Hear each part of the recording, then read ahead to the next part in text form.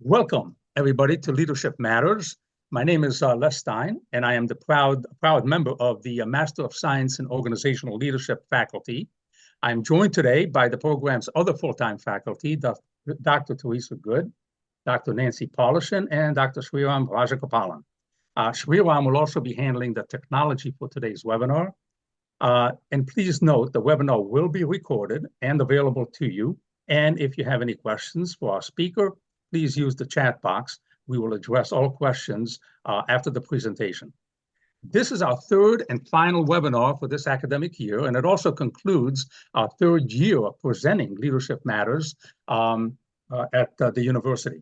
I think you will agree with me that with better leadership, world history would have turned out very differently, and probably much better. Today, we are frustrated by a significant number of international, national, and local issues, many of which highlight a deficiency in sound leadership. Is it really that difficult? And I always ask myself this question, is it really that difficult to find great leaders, people who will set the right example and put themselves ahead of others? On the surface, and unfortunately, the answer seems to be yes. Students of leadership, however, know that this is not true. And our graduate leadership curriculum makes the case that leadership, for the most part, can be taught and learned. This is why I'm so proud of our Leadership Matters webinars, where we discuss how leaders can make the necessary difference in a world that desperately needs and seeks people who are change agents. Speaking of change agents, it is my pleasure to introduce today's guest speaker, Barbara Mitchell. Barbara is certainly no stranger to Northeastern University, and especially the Graduate Leadership Program. Barbara was actively engaged in founding the leadership program at Northeastern University, and she has been teaching in our program for 22 years. Barbara led a global group of roughly 62 employees responsible for North America, Europe, and parts of Asia. The team's mission was to help country managers achieve their key performance indicators. Something I did not know about Barbara is that she worked with Warren Bennis and a corporate partnership team of 20 to identify best practices for leadership, development, and talent management. Honestly, I'm jealous. Warren Bennis is a big name in leadership, and he's a person that I've read much from in books and articles, and this is quite an accomplishment. Last, Barbara was an early adopter of AI in her company. In addition, she earned the Northeastern Badge on AI literacy. Today, Barbara is nearing the end of her doctoral studies at Northeastern University, continuing to work as a consultant, and teaches multiple classes in our Master of Science in Organizational Leadership program. She's also working on a book about leadership and AI. So who better to talk to us about this subject than Barbara Mitchell? In all, Barbara epitomizes what I call and consider the true meaning of scholar practitioner.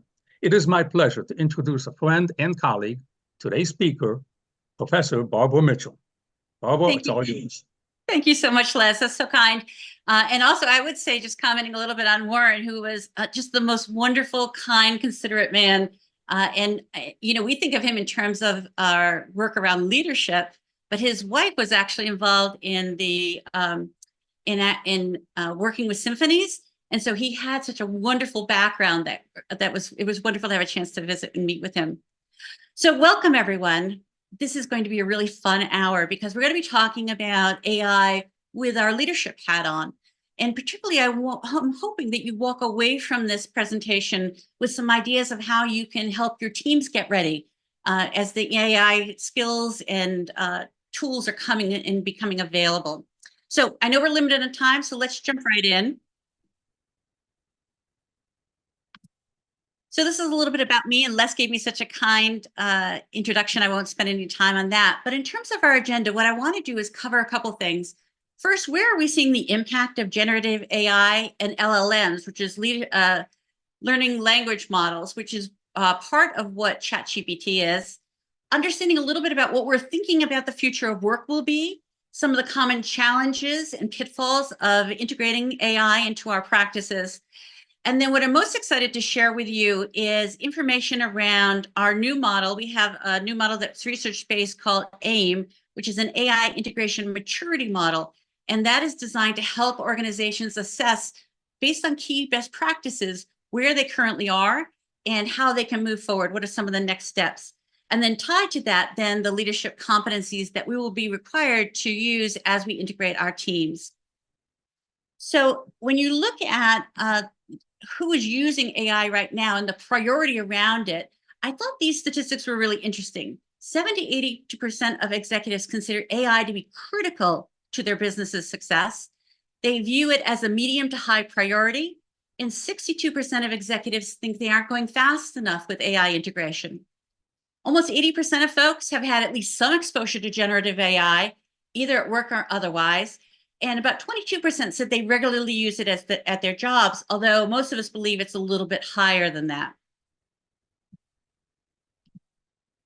When we look at it across seniority levels, we see a lot of commonality between C-suite leaders, senior managers, and mid-level managers, regularly using it for work as well as outside work, and then for both. So you see a lot of commonality.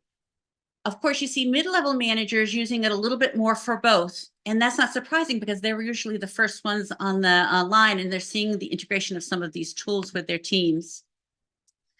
So these are the processes most likely to be transformed with AI. And some of them we're really happy to see. You know, the one that comes to mind in the press most often is the idea that we can automate some of our routine tasks.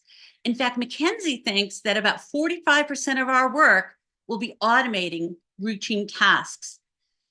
Gartner also thinks that when you're looking at some of the benefits of processes for AI, the enhanced decision support will make the big difference. And they think about 44% of our AI-derived business value will come from that enhanced decision support. Personalization at scale was something that was really interesting to me. You know, as Les mentioned, I started teaching in the online program a lot of years ago. And one of the questions that I had was, how do I create that nuanced learning opportunity that we all feel so comfortable with doing in a live environment? So when I'm teaching in a room, I'm not just giving information, but I'm able to read the room and figure out where people need certain information, maybe a little bit more, maybe a little bit less, and whether there are concepts that students are interested in beyond what I had initially prepared for. So when I started doing online teaching, one of the areas that I was researching was how can we identify a student's journey through our classes and figure out what are the different journeys so that they get different kinds of information. So the idea of being able to scale this is really exciting because we now will be able to personalize your experience when we're trying to teach, personalize what you already know and skip the things that you don't and go over to the things that you don't know. In fact, Gartner thinks that this personalization is so important that companies who actually personalize at scale will have a 15% increase in their revenues. While I was excited about the personalization, I'm not sure I'm as excited about customer interactions because, like most of you, I probably already experienced chatbots in customer service. And I have to be honest, I think we have a long way to go. You know, like me, you've probably been sitting on the phone going, representative, representative. And so when McKinsey tells us that more than 40% of customer interactions will be used and handled by ChatGPT or similar types of AI tools, I guess I'm not that excited about it, but I know that that's coming and it's already, I think, embedded in a lot of organizations. Of course, it'll have an impact on supply chain and inventory. And then in HR and talent management, Zavvy's research found that 92% of HR leaders are already using AI in at least one area of talent management. So we often start the conversation by talking about tools, and I think that's natural. You know, I actually belong to a group that the entire email every week is, here's what the tools are, and here's what's new and how I can use it. And so I think we've approached this idea of large language models with intent around what tool can I use and what's cool. But in fact, if we step back, I think the key question is, what work really needs to be done? When you think that 60% of a person's time at work is spent on work about work, in other words, scheduling, responding to emails, creating emails in different meetings, that's a lot of time. So you can see why McKinsey was so optimistic about routinizing some of these things. 78% of employees believe we spend too much time in meetings to get work done.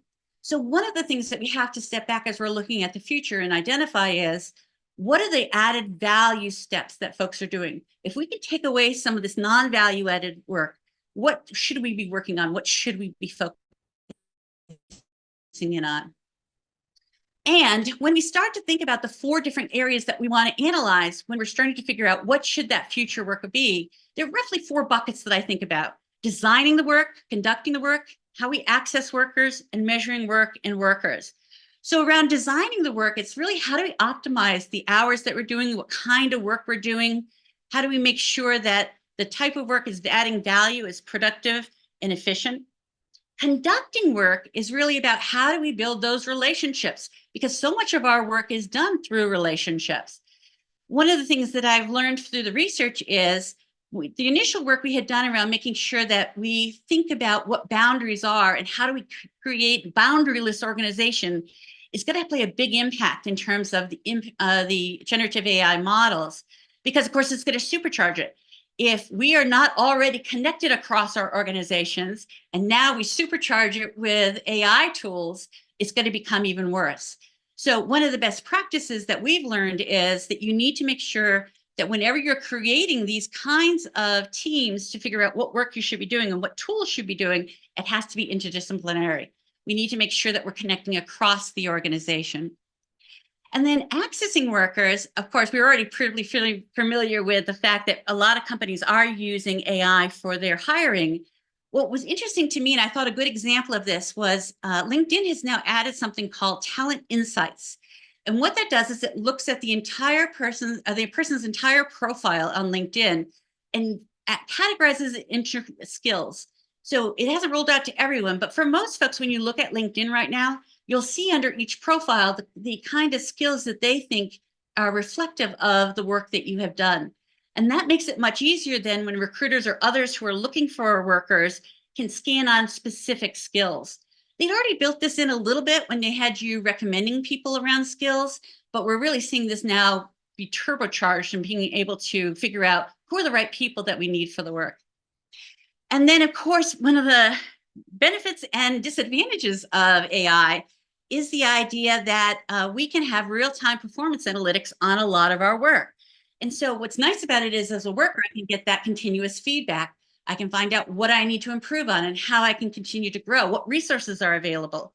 But the downside, as we'll see, is, how are we using this in a way that's going to be appropriate for the employees and have them feel like we're using their data well? One of the companies who's often been identified as best practice around measuring work and workers actually gathers key metrics across their large global organization with the focus on figuring out if people are unhappy, if they're feeling burned out, and the likelihood of them leaving. Well, initially that sounds great, right? As a leader, I can go, okay, I need to spend more time with it.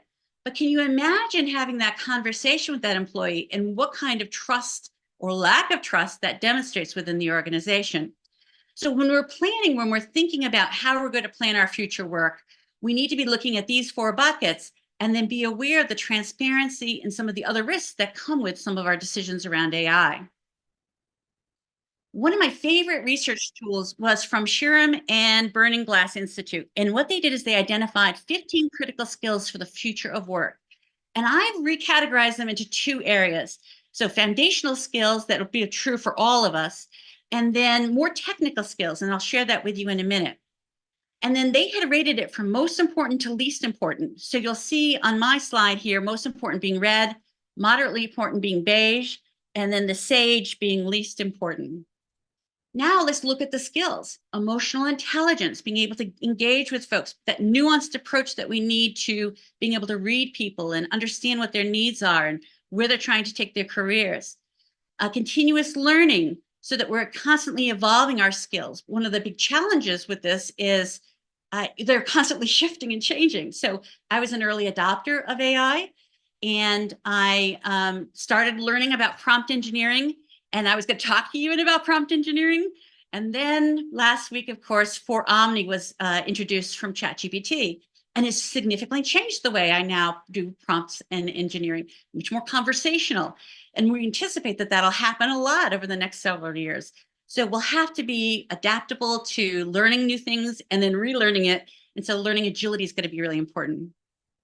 Creativity is a really key important skill, because while the machines can create information and provide us information on a large set of data, there's a nuance that we need to read culture. There's a nuance that we need to read people.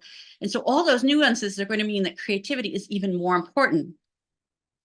AI literacy, as I mentioned with the continuous learning, that's going to be also something that we need to have at least enough of an understanding to understand some of the potential challenges that the model has, what we can do to the model, and what are the things we should be watching out for? What are our guardrails associated with it? So while I do not have a technical degree, I know I'm going to have to know enough about the models and enough AI literacy to get the kind of results that I want. Critical thinking, this is going to be particularly important as we start to evaluate what kind of data we're giving the models and the answers that comes back. For those of you who've used it already quite a bit, what you realize is that models often give you information, and sometimes it's fabulous. And other times at the end of the reading what they provided, you think, wow, we need a lot of work here. And so critical thinking, that ability to know whether this is going to be value add, whether the information is right. I tend to think about the results from ChatGPT still, that they are as if an intern had gone off and got this information for me, and I need to be able to check it. I need to know enough to be able to check the data. And then similarly, data literacy, we're going to need to understand how the models are interpreting the data, what kind of information we're giving, how is it prioritizing the information or weighing that information. So these 6 skills are going to be foundational, and we're going to need to continue to use them no matter where the models go. And what's nice is if you step back from this and you just look at these foundational skills, look at how many of these are most important. In other words, they've been identified as the most important future skills. The next slide just gives you all of the remaining 15 skills, and they're very much focused on technically based. And so I won't go into the detail here for it, but I at least wanted you to have it so that you have that background for if you're doing something that your team requires more technical expertise. I would also say that the resources that I'm going through with some of these various research studies, I've included it within my webpage so that you can go and get the SHRM and Burning Glass Institute material if that's of interest to you. So that's what's most important. Let's talk about what's less important.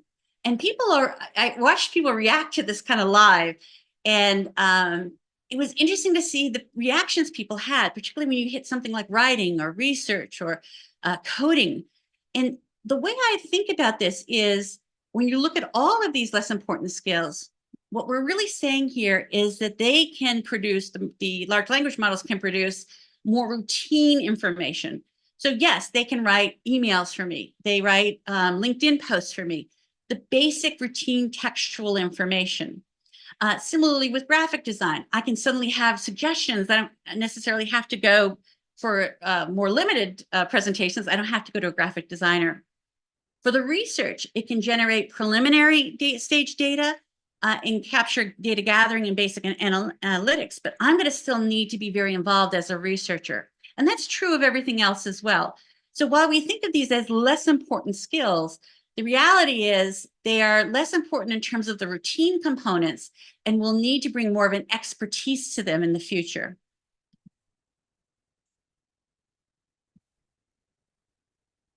So some folks will be talking to me and they'll say, I feel like we're going to be replaced. And that's one of the common comments I get. But I really think of it differently. I think about the future of leadership as AI enabled, not AI dominated. And I think that's true whether you're talking about who is teaching or if you're talking about being a leader. We know that one of the things that will help us is building trust within our teams. And in fact, when we talk to people who are using AI right now, 69% of respondents are really comfortable with AI are uncomfortable about making making decisions about hiring, promotions, and work assignments. And so it really reflects this need to understand what's in the black box. Why did you hire this person over the other? Why am I getting promoted or not? Why are you picking me for certain work assignments or not? So we don't see a broad-based right now support from respondents around AI making decisions around these areas. I think folks do recognize that AI can play a role in analyzing performance and optimizing actions and giving information about making decisions. They can also, as I mentioned earlier, offer employees more personalized real-time feedback on their performance. However, interesting, 55% said that they would be somewhat or extremely uncomfortable with AI if the feedback is negative. And so I think what you're hearing here is, I need to understand what's happening in this black box and why things are being selected in the way that they are. That we have to be transparent about the algorithms and what the impact is. And in fact, that's so important that we're now seeing organizations such as New York City's government, the US government, Europe, starting to really think about how you have to make these concepts transparent. So these are some of the common challenges and pitfalls of AI integration.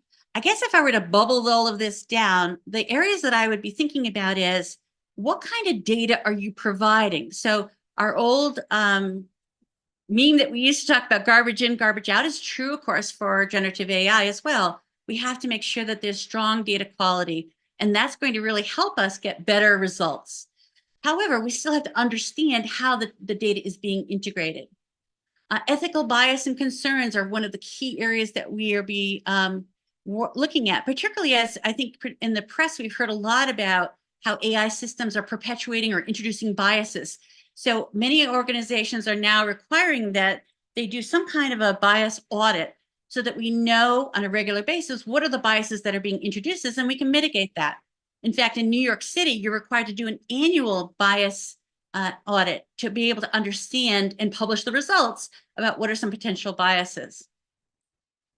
When you're integrating systems into legacy systems that we have right now, I know from the organizations that I've worked at how hard it is to start to build in and figure out what are the ways we're going to integrate these two different systems.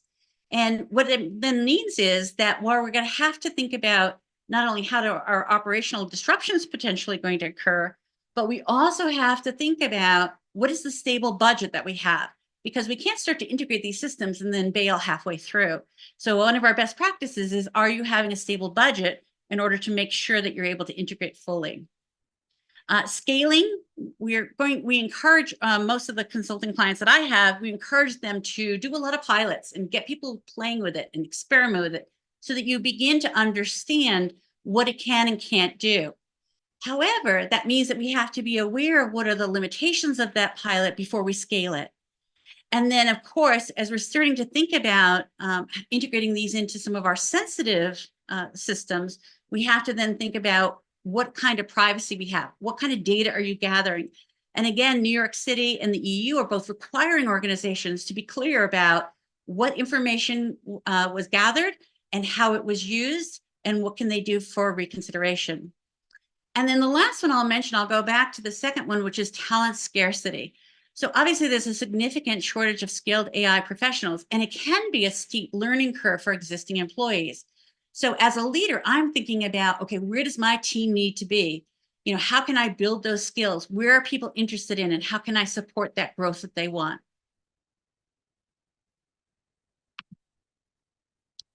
So I wanted to dive a little bit more into these ethical considerations. I already hinted at them already with this idea of transparency being really important, making sure that you're able to help people understand how the systems are used, how the data has been integrated, what are they going to do with that data, and how can they protect it? Because I don't want all my private data then leaked everywhere. And so we have to be really transparent about what the system is. Accountability, if, for example, we have some adverse outcomes, how are we ensuring responsible governance? And then fairness, that bias that we were talking about earlier. So the benefits are, of course, enhanced trust, not only from employees, but from customers and from the public, and I think broader acceptance. For our legal risk, we really need to be thinking about what are the guardrails that we want to have for our organization. And we have to have that identified early on so that even if I'm experimenting, I know what's in and out of bounds for when I go to use these particular systems. One of the concerns early on was, if I put this information into a large language model, what is going to happen to my data? And so now what we've seen is that OpenAI has agreed that if you have an enterprise account, they will not train on your data. And then with 4.0 for Omni, the latest version allows you to actually turn off and say, do not train the data, do not train the large language model on my data. So if you want to use something for this more confidential, you can turn it off so you're not sharing it with the rest of the world. it has really interesting implications because, of course, if I were to use my dissertation and put it into ChatGPT, or if someone in my chair used my dissertation and put it into ChatGPT, they're really training the model on it. And so we can inadvertently harm what our students' scholarly work is if we're not careful about it. So that's why these guardrails, I think, are really important, but also the training around that, because I might not know or be thinking about what kind of issues I'm going to have. And so it's really important that we're doing this consistent training. So some mitigation strategies, some of which we've talked about already.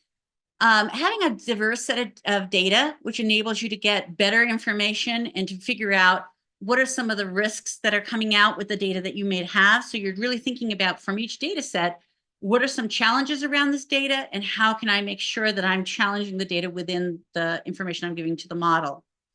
Regular audits, as I think I mentioned, during New York City is requiring you to have annual audits if you use AI for certain systems, and you have to publish what the results of those audits are. Bias detection tools are kind of part of that. And then, as I was just talking about, when you think about ethical AI usage and training, part of what we have to do is not only train, our folks on technical components, but how should they be thinking about the results and how do they analyze those results? And then, because things are constantly shifting, we have to make sure that someone in the organization is not only identifying those guidelines, serve as a resource to those folks who are trying to figure out, am I meeting the guidelines or not? But finally, are able to stay up to date because things are shifting so constantly, particularly in the legal environment. So I mentioned to you earlier that one of the tools that we're really excited about is our A model. And this model is designed to summarize all the best practices we've been learning about through our research.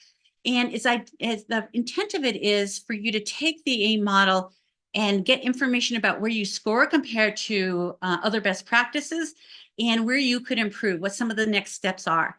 So some of these things we've already talked about already. So strategic alignment and organizational readiness is not just the vision that we were talking about, but also change management. How are you building in that process so you gain good acceptance around it? How are you analyzing your market and figuring out competitively what are your folks using and what other kinds of tools are available within your market? And how can you make sure that your firm maintains its competitive advantage? Technological and data proficiency. So that's not only infrastructure readiness, because of course we're going to have to do a lot of work around making sure our infrastructure is able to support some of these models, but we're also having to think about security and privacy and what kinds of information is going to be required to be shared with the public and our employees so that we're building that trust. Talent development and management. So what are the AI skills and expertise? We talked about some of the future skills, but that will obviously evolve.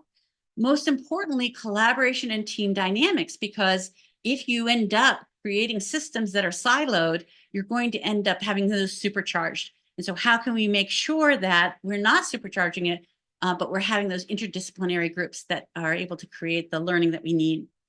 And then learning agility, because as I mentioned earlier, we're going to see things shift so much. Even in the next year, we'll have changes that we can't even imagine. And so we have to have people be comfortable with, okay, that's what you learned before, but now that's not what's going to be happening going forward.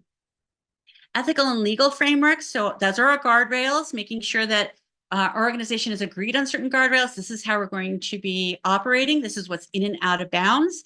And we're also complying with any regulations or any governance issues that we have.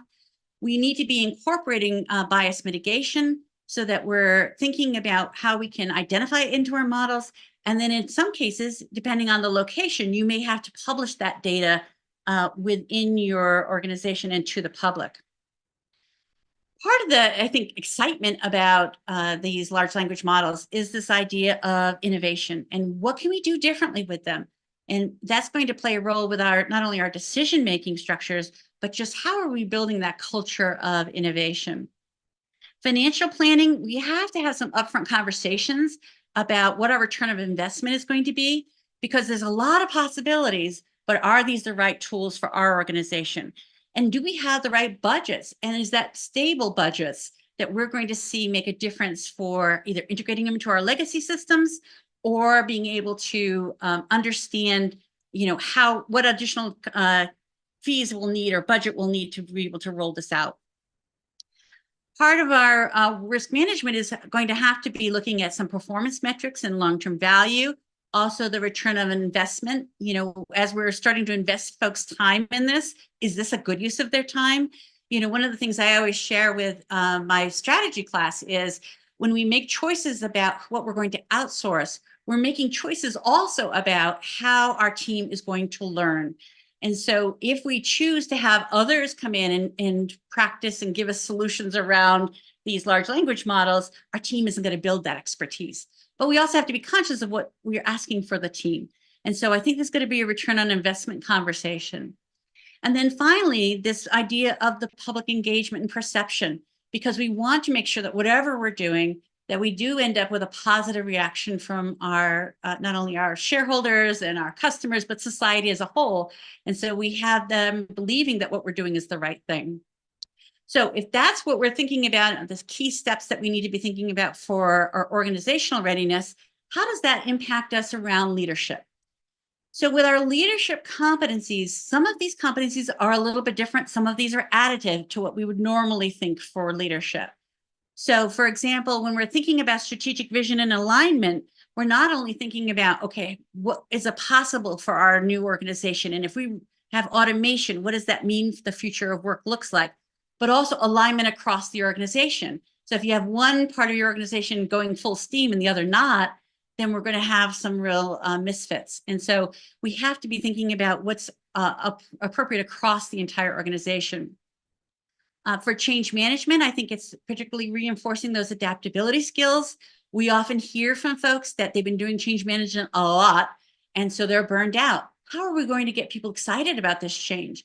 Not everyone is going to be on the same page. And so as we map this process out, how are we going to be able to meet the needs of both early adopters and late adopters? Although, as I said earlier, I don't have a technical background, I'm going to need to understand at least some part of these AI technologies. I need to understand some foundational algorithms and data structures so that I can appreciate their potential and limitations fully. So I'll have a coach working with me to really help me learn those technical components that would be affecting my team. And that's similar, of course, for data literacy, where leaders are going to have to understand what data I'm putting in there, how it's used, and what's coming out, in order to be able to rely on it for decision making. We spent a lot of time talking about the ethical and responsible use of AI, so I won't go into more detail around that. But of course, part of this is going to be making sure that our leadership is very collaborative, that we have cross-functional or interdisciplinary teams, and that the agility that we're building into this process is going to be well received across the rest of the organization. And empathy and emotional intelligence, those nuanced skills that we have that no other AI system will have, it's going to be really important that we are able to bring those to bear so that people feel comfortable with this. And when they're asking us questions, not being, I think, pushing back on those questions and not being defensive, but how do we figure this out in a way that's going to be meaningful to you? And then learning agility, which is going to play a key role. So threw a lot at you today. If you're trying to bubble this down, I think there are 4 different critical steps that you need to be thinking about as a leader. How are you defining your strategic vision? What's going to happen with your infrastructure, particularly your legacy systems? How are you going to cultivate AI talent and build your organizational capabilities? And then your governance. What are your guardrails and how are you going to put those into play? So we're going to take some questions, but I wanted, before we jumped into the questions, because I know some folks tend to may pop out before we're finished, some resources. So if you go to my webpage under Leadership in the Age of AI, you'll see that all of the research studies that I've been using as a foundation for this are there. Also on my webpage is the opportunity for you to book a virtual coffee if you wanted to talk more about it. And then I'd encourage you to connect with me on LinkedIn, because I often share some resources around AI and leadership, and I'm happy to share those. So let me pause there and turn it over to Teresa. I think you were going to take some of the questions from the chat. Hey, I'm going to go just before Teresa takes over. I'm going to go ahead and just start real quick. And thank you, Barbara, for a fabulous, and I mean that, a fabulous presentation. Thanks, Liz. It was just so interesting. I actually had some questions ahead of time. You answered them as you went along, which kind of bothered me because I thought they were great. I'm sorry. They were fantastic questions, and here you are answering them. But the point is that you just covered so many points that I think are critical for all of us as we're sitting here listening to you.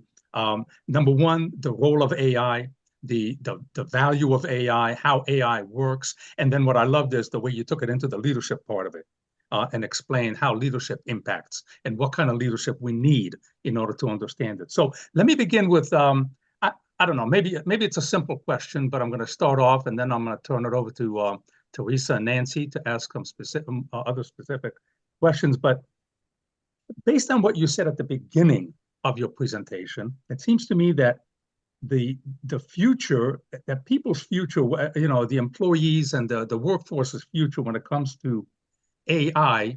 Let me put it this way: when I wrote my dissertation, and I did a quantitative, my dissertation was quantitative rather than qualitative in nature.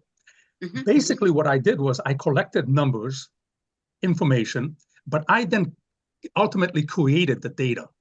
Right. And the data became what I ultimately used to justify my hypotheses that I for my dissertation. It seems to me that now that has shifted. And based on a lot of things that you have said, AI will be essentially putting the data together for us because Yes. it's much more capable. And our role has transformed into being the ones who validate, make sure that the data. So we're sort of the folks that validate. You walk behind, for instance, in an automobile manufacturing company, and you're the inspector. Yes, that's a nice way of saying it, Les. But it kind of bothers me in many ways because we don't need as many inspectors as we need employees, and Well, I so would say two that things. worries me. So how do you see that? I mean, what's the future there for as far as we're concerned? Yeah, that's a great point. So I'd say two things. First, we aren't quite there yet with the models in terms of being able to just put the data in and get the data you want, because sometimes it forgets information. So, for example, I was picking some of the data that I'm currently doing for my research last week, and I put it in, and I knew about what I was expecting, and it came back with something different. So I went back and I kind of analyzed the two, and I was like, wait, you left out a whole piece. And so I said back to it, because now it's, of course, more conversational. I was like, wait, did you forget this? And it's like, oh, yes, let me recalibrate. So I do think we're at a point yet where we can just drop data in and get the results back. Second of all, when we're thinking about the added value, you know, when you look at the data that you had, you were actually going through and putting in information that was not a really great use of your time, you know, dumping specific information around numbers or whatever the element of your dissertation was. But now if you could have somebody come in and go, listen, and think of it not even as an AI instrument, but if I gave you an intern and they could go out and calculate this information for it, that frees you up, I think, to not only think differently about the data, because you have the time now to reflect on, okay, how does this impact it? And you're not caught up in just the numbers and the calculations. But also it gives you an opportunity to kind of push your hypotheses even further, to go out and explore information that's more. So I do think ultimately we're going to have some automation for our more routinized tasks. I'm not sure that's a bad thing. We can gives us an opportunity to do other kinds of work. So yes, there's not as many inspectors needed, but the kind of work that inspectors can do would be much more creative. Does that help? Yeah, absolutely. And you hit on a very important piece that I was kind of getting to is that and a lot of people on this call, I would assume, and most of our students are trying to figure out how do we take our degree in leadership or whatever and maximize it in demonstrating value to an organization. Yes. And it seems to me that as we are getting ready to either change positions or move up the ladder, we've got to demonstrate that we are creative, innovative, visionary leaders, strategic thinkers, that we are obviously ethical, are the things that you already pointed out. But, you know, that's a whole new, in many ways, it's a new mindset for us, and we need to start thinking that way. So, yes, you answered it, and thank you so much. And with that, I will turn it over to Teresa, and we'll continue with the questions. Thanks, Yeah, Barbara. that's great, Les. Thank you so much. And I would say that leaders are even more important now, because we're asking organizations to make big strategic changes, and leadership is really a key role in making those strategic changes. we're also going to require our teams to be much more comfortable with learning agility in a way that perhaps we weren't before. I mean, if you look at just my experience with the prompt engineering, you know, and how I was learning, and it started out a year ago where I was just learning everything I could about prompt engineering and trying different things. You know, there was a study that turned out that if you said positive things about the model within your prompts, that it responded 10% better. And so we were learning all these, you know, hitches and ways we could really manipulate it. And now, of course, in just one day, all of a sudden that goes away. And so I think from my own experience, what I've learned is that learning is not going to stop on this. We're going to have to be comfortable with what we learned before is no longer needed. And now we need to be thinking about, okay, we're comfortable learning the next piece and the way the model is going to integrate the next way. So I have to restart and kind of be comfortable with it. Those are all real critical roles for leaders to play. Right. Good point. Good point. Teresa? Hey, well, Barbara, I would like to first of all just second what Les said, which is this was a terrific presentation. Oh, and thank you, Teresa. I appreciated the breadth of the presentation and the depth. You really got, you know, nice giving us the wide view and then detailed view. And actually a question that one of our faculty, Sriram, posted is aligned with where I was going with this. I'm curious how you identify what were your major data sources, because I know you referenced a lot of folks. So I'm curious, how did you select that? And then Sriram's question is, his were what organizations contributed to your model, the AIMM model, and then also can people contribute to it? So yes, people can contribute to the AIM model. We're in a pilot phase right now. So if you are finding that this would be something that's helpful to you, I would definitely reach out to me and we'll figure out a way for you to be part of it. We aren't ready to share all the organizations yet because they're still part of the pilot and we have to get agreement for partner companies to do that. But what I would say is that when I'm looking at data, certainly the data sources that I feel comfortable with are organizations like McKinsey, Sriram, I would say Gartner is always strong. So you're looking for, you know, organizations that are going to really have robust data and don't necessarily have an investment in what the outcomes are going to be. And so, you know, I've tried to go to a lot of conferences and a lot of, you know, reading and looking at scholarly material around it. I think at one point I was doing 4 webinar videos a day or a week. And so I was like, oh, you had to scale back a little bit. But I think each one has given me some new insights. And of course, what we were talking about a year ago is now different than what we're talking about now. Thank you, Barbara. Oh, and before I jump off of that, Teresa, I mentioned this earlier, but if you do want a list of the different scholarly articles or different resources that were part of our model, not the full comprehensive component, if you go to my webpage, partnersforresultsworldwide.com, within the Leadership in AI tab, at the very top, it says, here's what the bibliography was for it. And it also, we will be providing with additional information if you want. Right underneath that, it gives you a chance to sign up for that additional information. Great. Thank you. Nancy, Fantastic. you want me to turn it over to you? Yes. Oh. Nancy? Somebody else? Am I muted or no? No, you're good. I'm good. Okay. So my question piggybacked on Sriram's, Barbara, and thank you for this great presentation. It's so timely. Oh, I'm glad. My question is, I'm wondering who's going to lead the way? What sectors do you think are going to use this model, the AIMM model, which I'm really impressed with? Who, in your mind, who's leading the way here? Not organizations per se, but a sector, an industry sector. So when you're thinking about the industry sectors, of course, the ones that commonly come to mind are the tech organizations, because they already have the technical expertise that I think is a little overwhelming for some of the non-technical companies. You know, I'm learning every day about how these models work, how the algorithms work. You know, I'm trying to really advance my knowledge on it. But if I already walked in with all that information or the comfort for that information, I think you're ahead of the game. That said, we are seeing organizations that are less regulated use it, because when you're talking about healthcare or you're talking about financial organizations like a Chase or Citicorp, you have much more regulatory compliance. And so it limits what you can do quickly. And so I think the two areas that we're seeing the best results in are either tech companies or less regulated industries. Does that help, Nancy? Yes, that's excellent. Thank you.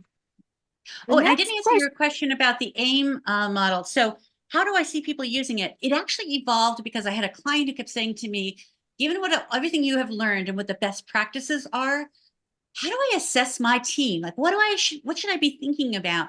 And so that conversation is what really generated the AIM model, because I wanted to think of it not from a black and white, yes, you do this or no, you don't. But I think it's a real scale across, organizations on how well they're using these best practices. And I wanted it to be not a, oops, you got a low score, but much more of a mentality of learning. And how can we figure out where am I right now? And how do I now move forward? What are some best practices moving forward? And so that's the intent of it. Thanks for the question, Nancy. Well, and Barbara, the next question that I have, this is my questions are coming from the chat, and this one's from Alexandra Cole, one of our students, I believe, who said, "Great presentation, Professor. I wonder, how can I start utilizing and learning AI tools as a student who wants to be prepared for companies that already utilize AI?" So thank you, Alexandra, for a very nice follow-up question for Barbara. Yes, thank you so much. So if you were in one of my classes, chances are you've done some kind of presentation that's talking about how AI is being used in that particular class. So we had recently some incredible presentations on talent management around how AI is impacting talent management. I know many of the students are on here now, and I mentioned to them how strong their presentations were. We've really seen that over the last, I would say, since last year, people have really been integrating it in. In terms of resources for you to use, I think it depends on where you're going to go and what your ultimate objective is for your career. So depending on your industry, you're going to be able to go to industry resources that will be very specific. But for everyone, I would say just jump on ChatGPT. It's free, or Microsoft Copilot, or whatever you're using. It's free. Experiment with it. And you'll realize, I think, the opportunities for it to provide value to you, but also some of the limitations. So sometimes I'll put something in and it comes back and I think, okay, no, that's just not helpful. And so I think the idea of let's get our folks experimenting, playing with it. You're going to build knowledge there as well. And then be specific for your industry, see what the industry is doing in. And I think that will set you up very well for your interviews and for whatever industry you go into. Because I also do scholarly branding, I will say that you also should be thinking about your LinkedIn profile, because if you have put in a description of your last job, AI, not visible to everyone else, but to you at the bottom, it's going to tell you what skills they heard from that description. And you want to validate that, because now recruiters are getting on and being able to search just on skills. And so you want to double check your LinkedIn profile and what AI is thinking, and then change it if it's not accurate, if it's not accurately capturing those skills. Good. Hopefully that helps answer the question. Yes, thank you so much, Professor. That was very helpful. My pleasure. Well, Nancy, do you have oh, go ahead. Go ahead, Teresa. Oh, no, I just see another question in from Shriram, and I think this is pretty relevant and interesting. I won't read the whole question. I'm just going to jump down to the bottom. How much is AI supporting diversity in other languages? And any thoughts on that? So we are seeing that the large language models do seem to have a real strong ability to change languages. I say that always with a caveat, because whatever results you get, some days it's great, some days it's not. So you have to use that with a caveat. I think that they have articulated that they want to make sure that their results are diverse, and they have a number of enterprise models that they're using, and they're working with organizations to customize it. So there's, at least verbally in the press, a commitment to make sure that other regions are going to be able to support it. McKinsey actually has some really interesting data around what regions are using large language models. And we are seeing consistency around the world around people's interest in it. And so I would recommend going back to McKinsey and seeing what kinds of different areas of the world are getting more involved. If you're working in Europe, which I know a couple of folks who are on now are, you want to make sure that you're looking at the EU regulations about it, because they have very specific regulations about, you know, how transparent you have to be about when you use these systems. For example, if you are hired in Europe, you have to disclose that what role ChatGPT or a large language model had on it, and you are offered the opportunity to change the data if the data didn't match what you feel was appropriate. So there's a lot of transparency that's going to be coming in from our governance structures around the world. But certainly, I think New York being probably the most far advanced in terms of the US, and EU having specific requirements. And some of them are in draft form and are going to be showed, I think, as well. Great, thank you. Do we have Fantastic. time left for one more question, or are we at the end of our time? Go right ahead. Go right ahead. Teresa. Nancy, did you have one? I don't know if I jumped in on you. I was just going to pose the next one in the chat box. Sidesh asks, as someone aiming to lead in the AI field, what specific skills and areas of knowledge should I focus on developing to stay ahead in this rapidly evolving industry? And how can I best prepare myself for the leadership challenges unique to AI? Great question. Great question. I think, you know, as I was looking at Shirm's work and Burning Glass as well, they're really thinking about what are some of the future skills. So I would continue to look at that work, not only for leadership skills, but overall for the kinds of information that you would need for leading your teams. And then I would also say that as you're starting to think about, you know, what are some of the things that a leader needs to have, we included a leadership competency just to get you started on that. But there are increasingly number of webinars on leadership and AI. And so I searched them out, particularly from organizations that have a strong background. So for example, the Center for Creative Leadership, I would recommend one of their webinars that talk about what are the critical leadership skills. One of the things that's going to be really interesting, I think, in terms of leadership development around using generative AI and these models is this idea of experiences. So our leadership program is based on this idea that key experiences are really important for developing leaders. We have an experiential program intentionally. And so when you're thinking then about Center for Creative Leadership's work around what are the key experiences that are needed as a leader, particularly a senior leader, and the more you have, the better your chances of being successful as a leader, I would start to look at those as foundational and then see what impact that would have on and leadership overall, so leadership within AI. And then finally, again, going back to that Center for Creative Leadership description of key experiences for executives, the models now are going to enable us to think about those experiences differently across the organization. So I would start to think about how can I get those experiences either through maybe one of our XN programs or our co-ops, or within the organization that you're currently working with. What are the kinds of experiences you need to get ahead with that? So I don't know if that helps, but that's kind of my first take on the question. All right. Thank you, Barbara. Thank you, That Nancy. was good. Good answer. Very good question. Good answer. I wish we could go on, but I do want to, in the interest of time, I want to make sure that we do the right thing and let everybody get back to what other things they're doing. And I want to thank, first of all, my team for coming together and putting all this together.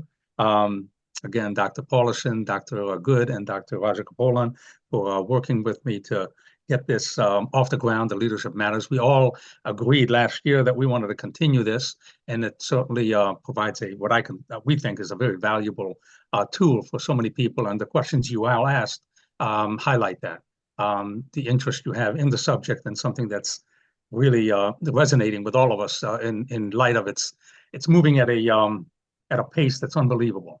It's Yes. it really is, and it's tremendous. And so if we have people like Barbara Mitchell, who is working in the realm of trying to teach us how to adjust for the AI movement and the pace, that's that much more helpful to us. And Barbara, I can't say enough about how much we appreciate the fact that you would take the time and provide us with such a detailed and very elaborate presentation, and one that applies so directly to what we do, our program does for a living, which is teaching leadership and the role of leadership now, of course, in AI. And let me just end it with this. I will say that a couple of days ago, I'm on a small group that talks about AI and education, and somebody posted a video, and the video showed, it was from the Khan Institute. And for those who don't know, the Khan Institute is an educational institute that talks about innovative ways of teaching, especially in the online mode. And they showed this, the leader of Khan, the person who created Khan Institute, sitting next to his son. And his son is on a computer, and the computer is talking to him, obviously AI, and explaining to him the Pythagorean theorem. And I thought to myself, okay, now here was my take on this. Your father, who is obviously an intellectual, is sitting there listening to a computer talk to you about the Pythagorean theorem and what it means. And I thought, wow, that's an interesting take on how we feel and how we see the role and the future of AI. And that's kind of scary to me, to be honest with you. I'm a little bit older and I've been around, and I see how AI is moving so quickly along. And I guess the thing we have to really think about is, is AI going to outrun our capability to innovate and be creative at some point? And that's what a lot of people now are beginning to talk about. Where can we get the maximum use of AI without letting it take over and assume? So I'll let you have the final word. If I can just build on what you were just saying, I think the new version for Omni now will take it to the next level. And so while the son may have been talking to the computer, now you'll be able to turn your camera on and have the ChatGPT bot actually walk you through. Oh, I see you wrote this. Have you thought about using a different approach? What could you do? What's the difference with division, and how could you learn division? And so it's going to be much more interactive than even the conversational model that you were talking about with Khan Academies. And then before you wrap up, I just wanted to say a special thanks to our Leadership Matters team, who did an incredible job putting everything together, and encourage folks, if you are interested in learning more about our leadership program, both the graduate and the certificate leadership program, I did include a link and the QR code in the bottom. So we welcome to have you join us. So with that, I'll turn it over to Les. Do you have any other last thoughts you wanted to conclude? Last thoughts is thank you for all those who attended. We will start up again at the beginning of the next academic year, probably around October, the next Leadership Matters webinar. And I want to thank my team for all that they do. And Barbara, thank you so much for being with us. And again, I'd like to end it with, we all know, and it's obviously something that we live with, but it's all about leadership. So go out there and everybody, and just showcase your talents. And if there's anything we can do in our program to help, let us know. Everybody, thank you again for attending, and I appreciate all the great interaction. And Barbara, thank you once again. Thank you all. Have a great day. Bye-bye. Yeah. Thanks, Barbara. Have a good one. You too. Bye-bye. Thanks, everyone.